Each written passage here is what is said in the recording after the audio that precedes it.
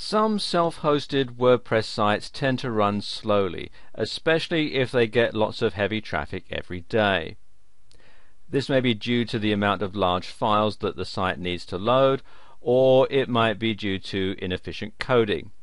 Now, there's nothing worse than a slow site, so in this video I'm going to give you some quick tips on how you can speed up your self-hosted WordPress site. These tips apply only to self-hosted WordPress sites.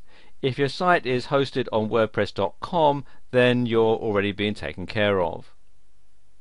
First and foremost, you want to stay up to date with the latest releases of WordPress. Staying up to date with the latest version of WordPress is crucial.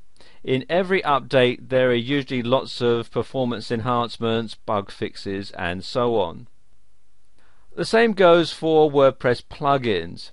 Stay up to date with the latest versions, and it's important for the same reasons that you should keep up to date with your latest version of WordPress.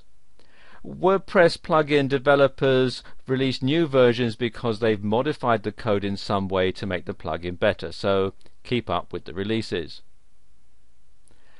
You want to disable or delete unused plugins, and this is probably one of the biggest issues that causes WordPress sites to slow down.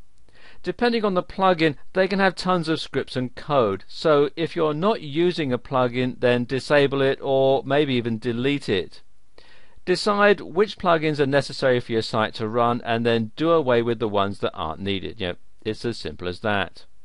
Since your code is what runs your site behind the scenes, optimizing it can do wonders for your load time.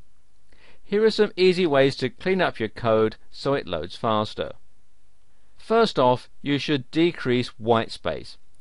Whitespace refers to the spaces that are used in your code. Some coders like to use a lot of whitespace, indented tabs, line breaks, and so on, for better organization and so it reads better.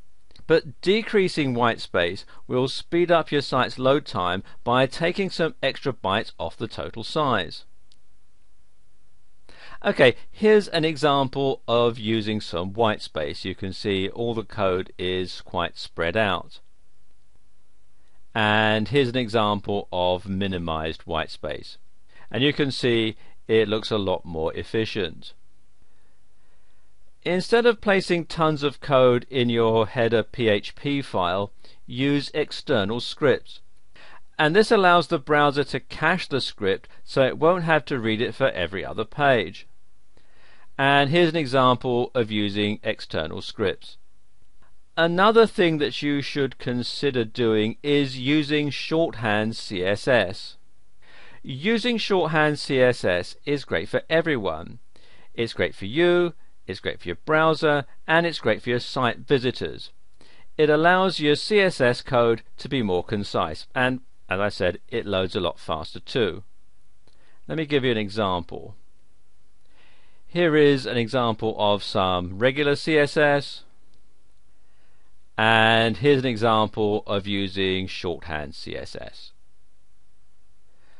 Okay, and the final thing that you should do is minimize PHP and database queries. And this is perhaps the most important thing of all.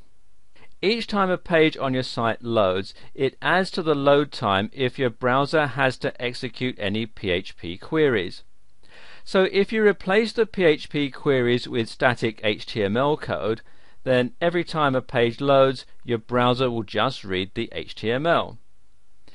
At the top is an example of lots of queries and requests, and you can see it looks quite complicated. Now take a look at what those inquiries look like when the queries and requests are minimized. And I'm sure you agree it's a lot simpler and it'll run a lot quicker. So if you take the steps that I've shown you in this video, it'll speed up WordPress considerably.